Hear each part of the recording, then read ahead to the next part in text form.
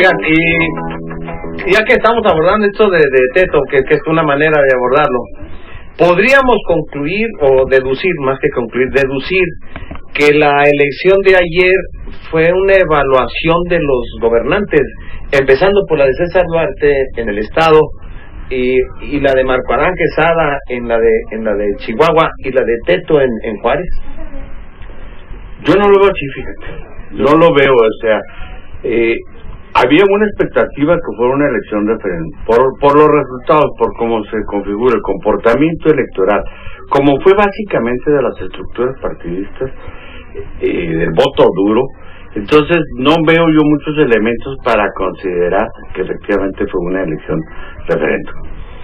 Sí, yo tampoco. Yo creo que en algunas elecciones que pudiera habernos dado el motor para pensar que fuera una elección referente a la actuación del gobierno del Estado, o por la intervención del propio gobernador, en este caso en el proceso electoral, aún siendo tras bambalinas, pero en esa serie de negociaciones que se hicieron por todos los partidos políticos, me parece que el caso emblemático es Parral, que ahí era donde les podían haber cobrado la intervención y todo, y sin embargo no. O sea, gana Miguel Jurado, raspador, apretado, pero la saca. O sea, ese sería. Entonces volvemos a decir, fue una elección de voto duro, de estructura, y se entiende el que no ganen los 5 distritos aquí. Primero, en el distrito 19 creo que está muy claro cuál es el motivo, ¿no? El motivo fue un cobro a la familia de la candidata, más que a la candidata misma. O sea, y 2 o 3 resbalones que tuvo la candidata en su campaña, ¿no? Eso de quererse pelear con los medios, pues es lo peor que le puede pasar, y si no, pues que le pregunte a Javier Corral en el 2004, ¿no?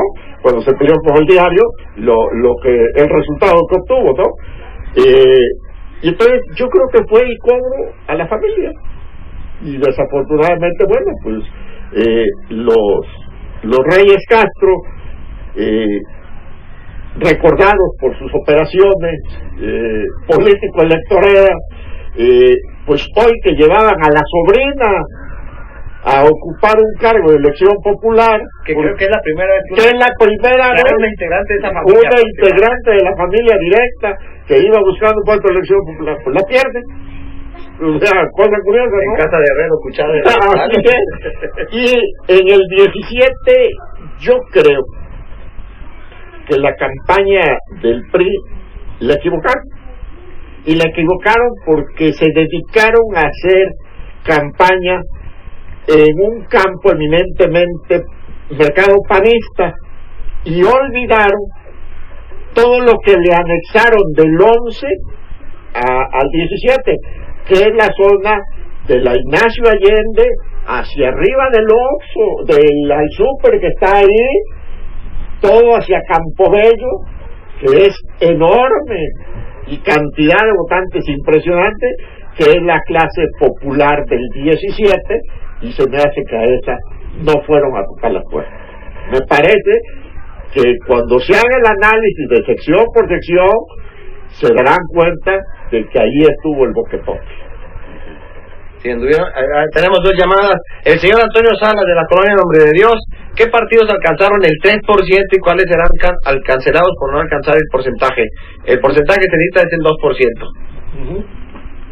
Y pues todo lo cubre, ¿no? Es la primera ocasión, o será la legislatura 64, será la primera legislatura que tenga representación de los 7 partidos nacionales que tenemos. Ándale. Por primera ocasión. O sea, nuestro Congreso nunca había tenido la representatividad de todos los partidos políticos. Es el efecto de tener una elección de voto duro. Y de las coaliciones, porque también entonces claro. esta representatividad, esta pluralidad, yo insisto, es artificiosa al menos, ¿verdad? No falsa porque ahí van a estar, pero está construida con estos de manera artificiosa, ¿verdad? Sí. No hay una representación directa que se haya ganado por sí misma, fue consecuencia de estas coaliciones. Bueno, yo creo que ahí sí voy a diferir contigo, Javier. Salvo PRD y Movimiento Ciudadano, ¿no? No, creo que todos. Sí, pero me refiero a la representación que van a tener. Sí. La representación, no me refiero que a los votos obtenidos. A los votos obtenidos, no, a la representación que van a tener. Sí, yo creo que al número de diputados no le corresponde el número de votos obtenidos, pero yo creo que la representatividad sí está dada. Yo siempre he pensado que el Congreso nunca debería de estar conformado por un número determinado. La realidad es que debería de tener la representatividad que alcanzan en la votación exclusivamente, y eso incluirlo a los distritos uninominales. Entonces estarías hablando, si así se diera, que este Congreso debería de conformarse por 22 uninominales y exclusivamente por 5 de representación, que serían los 5 que no obtienen ningún distrito de mayoría. Y entonces sí tenías una representatividad en el Congreso. Real. De acuerdo al peso electoral específico. De acuerdo al peso electoral específico. Porque lo que sucede es que, como lo decía yo, el asunto es que algunos partidos creen que los plurinominales es una manera de compensar lo que no ganaste, ¿sí? Por votación directa. No, esa es una concepción equivocada, la representación proporcional. Entonces, todos los partidos, PRD, PT, Verde, Movimiento Ciudadano y PANAL, con su porcentaje de votación obtenido directo, alcanzan un diputado. O sea, claro, van a tener 2, en este caso, PT, Verde, Movimiento y PANAL, producto de las coaliciones. Es así, producto de las coaliciones. Yo me refería van a llegar a artificioso de la representación. Van a tener un diputado que no les corresponde. Exacto. De acuerdo al porcentaje de votación. Así.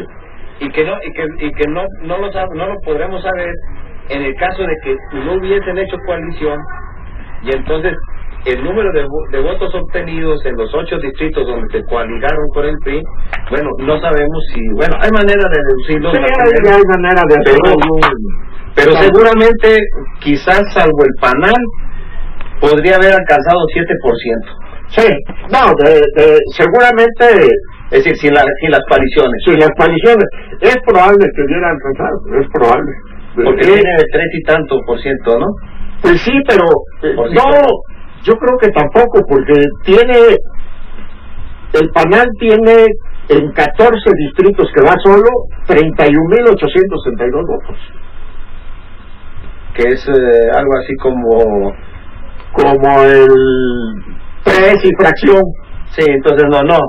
Hubiéramos tenido, de 9 coaliciones, hubiéramos tenido, así como lo dice Guillermo, un congreso con 22 más 5 de representación proporcional, PRD, PT, Verde, Movimiento y PANAL. 27 y 4 y 5 del PANAL, del PAN. 5 pluris del PAN más sus 4 de mayoría. Entonces el número de 9 sí se acerca más al número al porcentaje de votación obtenido en la urna. Exactamente. En cambio, pero lo que pasa es que como las reformas las hacen a conveniencia y a los intereses partidistas, pues obviamente cuando juegas con esta, pues dice, no, sí me conviene, ¿no? Ahorita el PAN pues diría, no, así debería de ser la reforma y todo, pero cuando se le voltea la tortilla, como le pasó a Miguel Héctor Maldonado, que preparó un escenario para ser perdedor, pues acuérdate que al Güero Villalobos sentado en su curul, lo tuvieron que levantar con grúa para poner a María Luisa Ugalde, porque la reforma estaba planteada para hacer un proceso electoral perdedor, no para ganarlo. Entonces cuando lo van a decir, ya me la cambiaron. Y les volvió a pasar. Y les vuelve a pasar ahora. El hecho de no proponer lista plurinominal les quitó un diputado. Así es. Porque el PRI, con esta votación que tiene, hubiera alcanzado el número 1 de la lista plurinominal y tener, por tanto, 18 diputados. No 17, como en este momento tiene. Así es. Sí, porque tampoco pusieron en el escenario, porque ellos la pensaron como ganadores y la perdieron. O sea, ellos veían ganado el 19 y el de Cuauhtémoc. Ellos venían en riesgo el 17. Sí. Y el de Delicias. Eran los dos que ellos veían en riesgo. Entonces hablaban de 20. El problema es que se les cayeron. Entonces se les caen 2, y entonces pero resulta que ya no les alcanza, ¿no?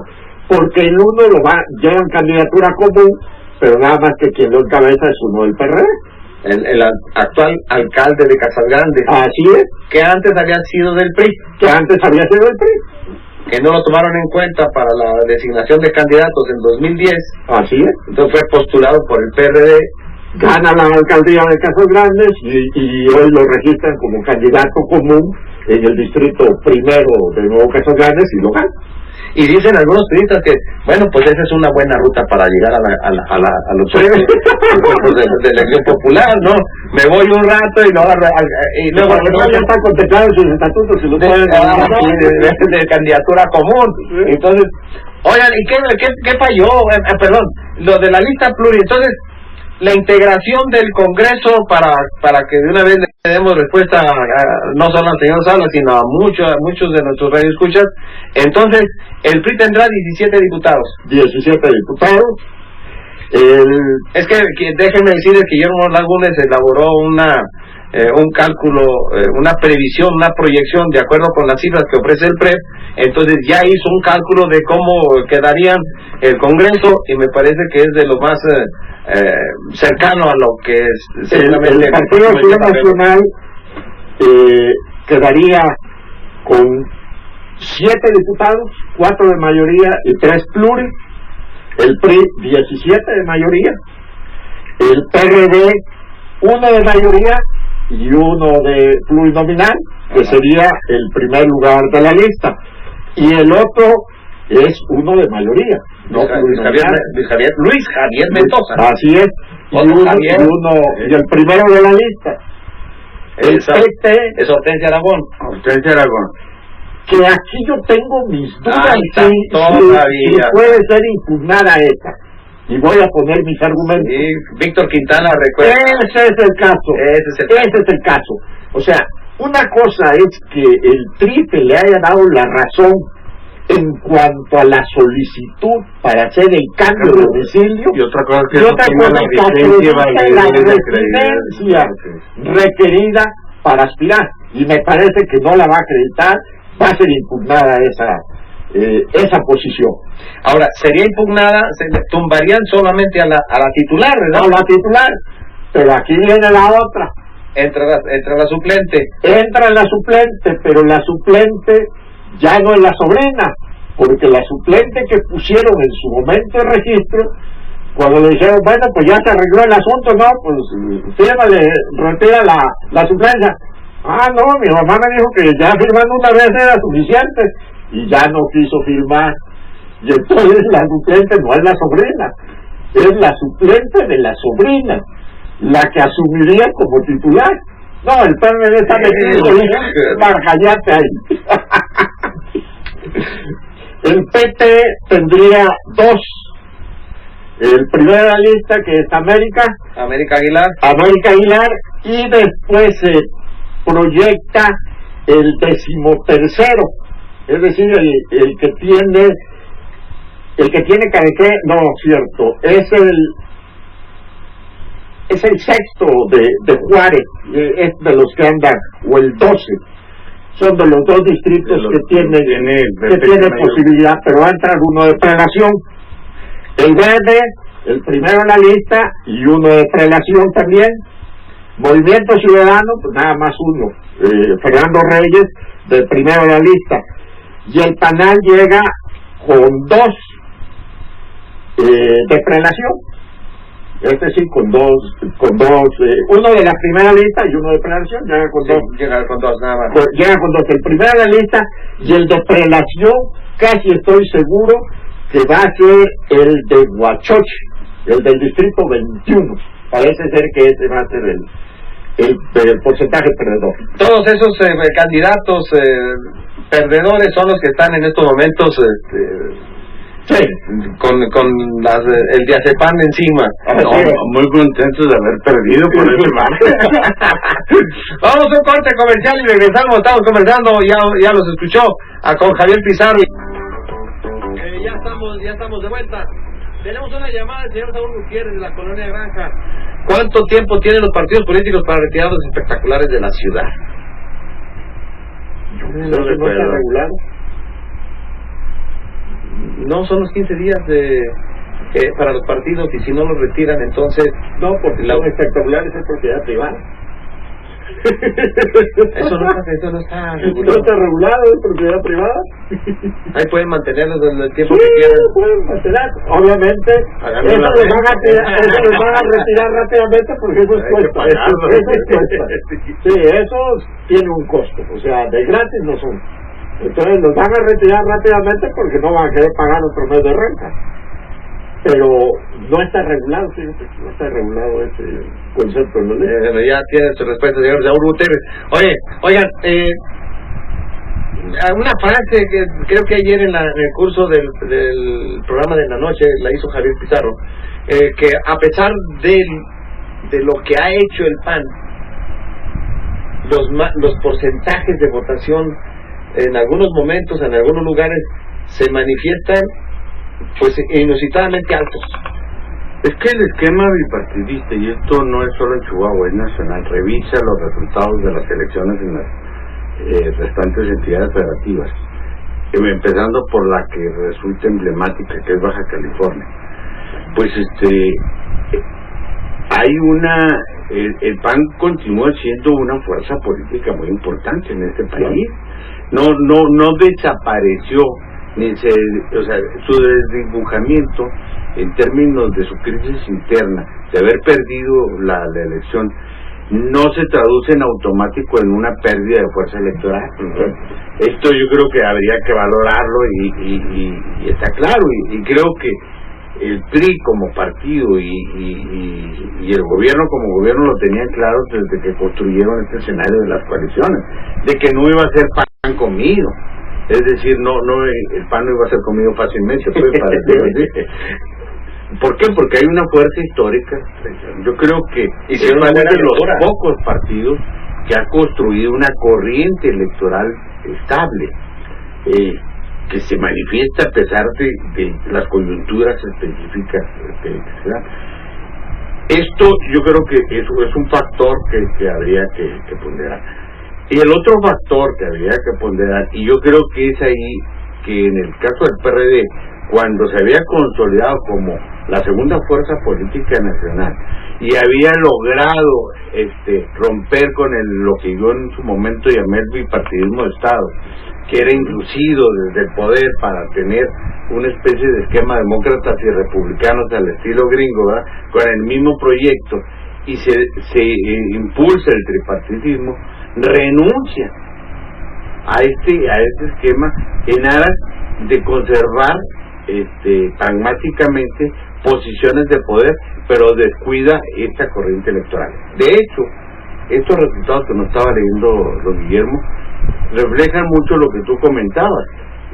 Es todavía la inercia del voto pasado en la elección presidencial que generó Andrés Manuel López Obrador, y que todos damos por sentado que la gente dijo, no, ya no está, ya PRD ya no.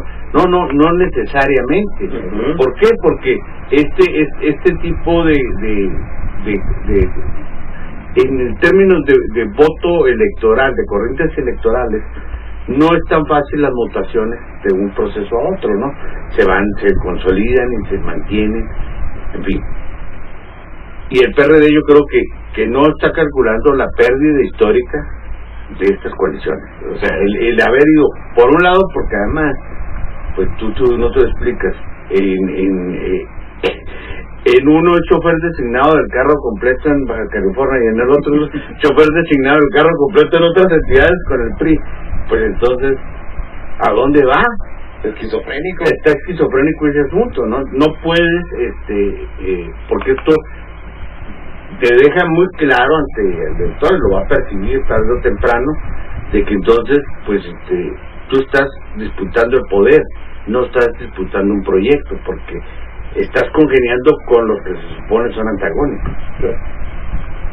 No, y lo vemos, aún a pesar de toda la problemática que se presentó en Aguascalientes, como el caso del exgobernador, el PAN resurge y obtiene resultados que uno diría, bueno, con ese escándalo ahí, con el gobernador, con su propio Granier, así es, con su propio Granier, acusado de peculado y de todo, y sin embargo el Partido Nacional obtiene una votación que le permite obtener triunfos importantes en Aguascalientes, ¿no?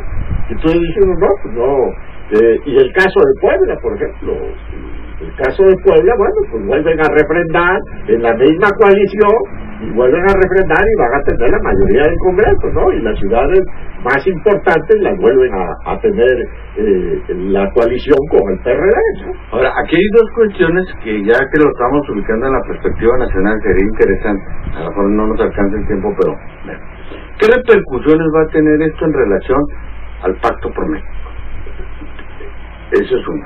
¿Qué repercusiones va a tener en la reconfiguración, conformación de la nueva dirigencia nacional del PAN y también del PRD, porque también va a haber un proceso ahí intermedio en eso?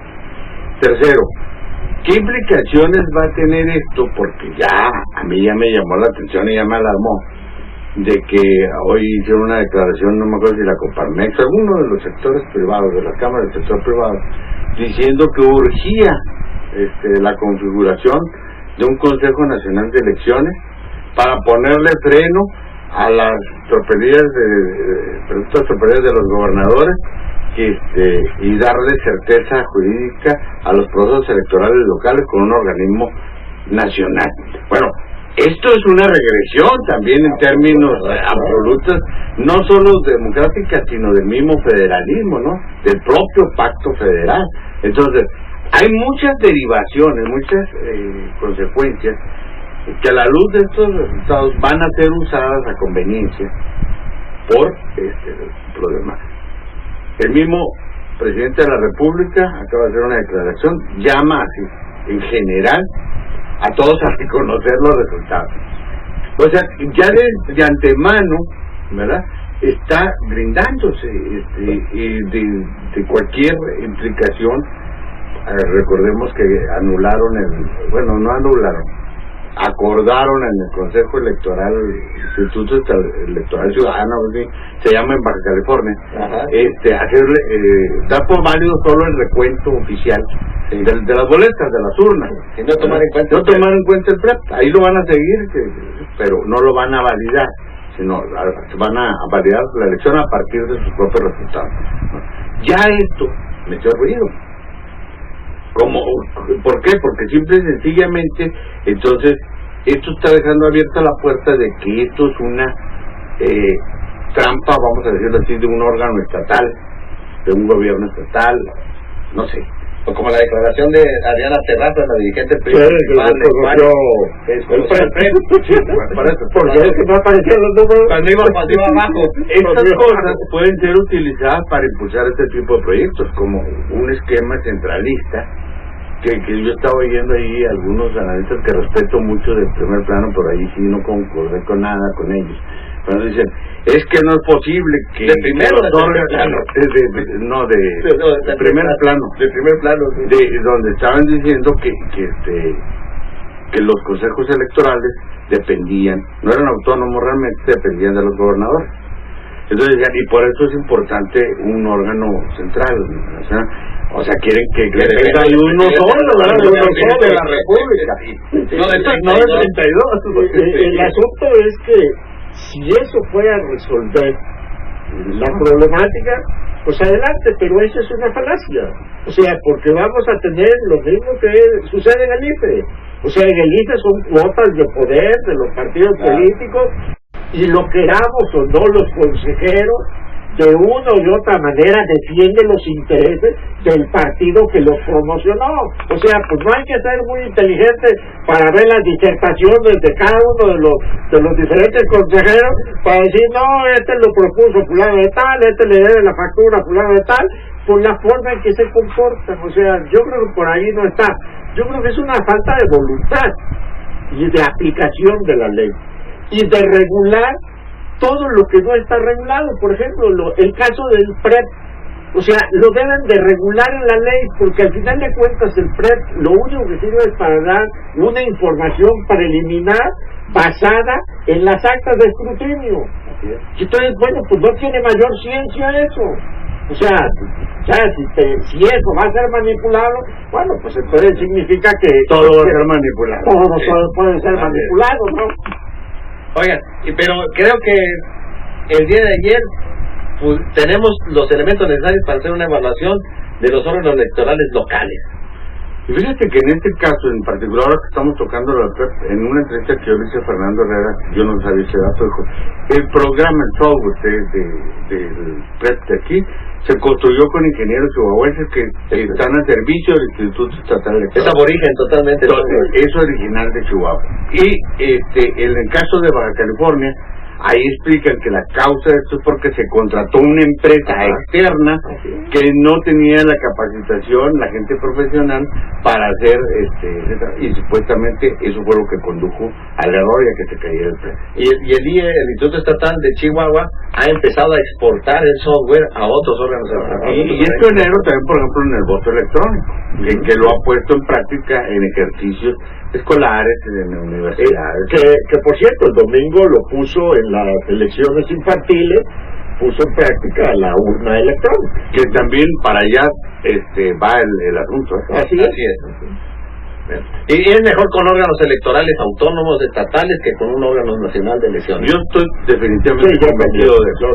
Muy bien. Pues muchas gracias, Javier Pizarro. No, a ti, Javier. Y a Guillermo Laguna por sus aportaciones el día de hoy. No, al contrario, gracias a ti, Javier. Y a ustedes por su atención. Les escuchamos el día de mañana.